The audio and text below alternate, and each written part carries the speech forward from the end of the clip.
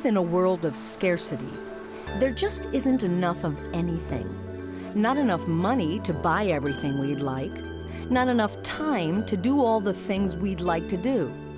That means people have to decide how to allocate their time or money or any other resource that is in scarce supply. Decision-making is the essence of economics. All of economics is about the allocation of scarce resources.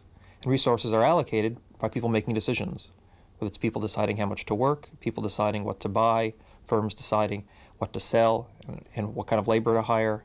It all comes down to decisions in the end. Economics is the study of how societies manage their resources. In most countries, resources are allocated through decisions made by millions of households and firms.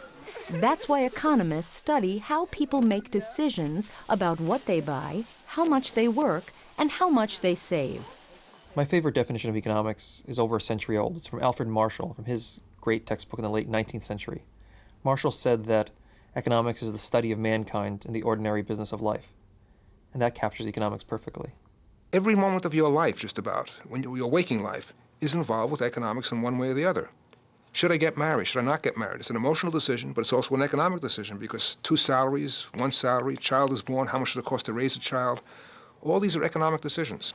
How an economy behaves reflects the behavior of all the individuals who make up that economy.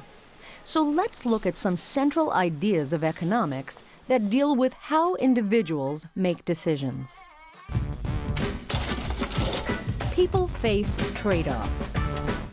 Whenever any individual makes a decision, he's deciding between alternative courses of action. An individual has to decide how much to work, for example, so he faces a trade-off between work and leisure. A person goes to the store, he faces a trade-off between buying one good and buying another. All of our decisions at their heart involve trade-offs. Eric Hoover is a college senior majoring in Latin American studies. He's hoping to go to Washington when he graduates and work in international relations. So this fall, he's spending a lot of time at the Career Resource Center. Hello. Hi, can I help you? Yeah, I'm here for an 11 o'clock meeting. Okay, who's it with? Mike Shiola. Okay, I'll give him a call. As a college student, Eric faces a daily challenge: how to allocate his precious time. Should he spend his time researching jobs in Washington for next year?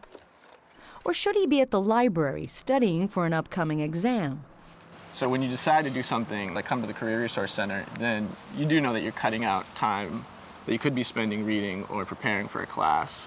It's just a thing you have to prioritize about. Eric faces a trade-off. Society as a whole also faces trade-offs. Consider a decision facing a congressman, for example. He has to decide how much to allocate to the defense budget.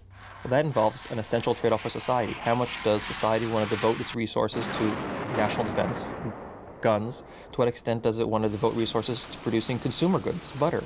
Guns versus butter is one of the fundamental trade-offs that all societies face. Another kind of trade-off that societies face involves the environment. We all want cleaner air, but the trade-off can mean the loss of income or even the loss of jobs for some Americans. The Central Ohio Coal Company employed about 1,200 people when coal production was at its peak here in the late 1980s. But the coal from this region has a high sulfur content, and the Federal Clean Air Act restricts power plants from using such coal because it produces acid rain. J.D. Neiswanger is the president of the local mining union. Happening here. We had our first layoff here in March of 1991. They laid off 160 people, and from there it's just kept going down and down. The mining company laid off its last employees in April 2000. What you're seeing behind us is the end of an era. When the last layoff occurred, this pit was shut down and our mining operation here in this area ceased.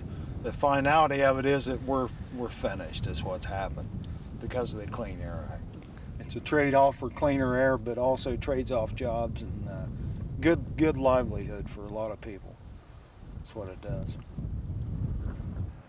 Whenever you take regulation to control the environment or control pollution, you're incurring cost on a particular society. And those costs might come in terms of lost jobs, plant closings, mines being closed by using alternative to various fossil fuels. So that's a trade-off you'd make in the name of the environment.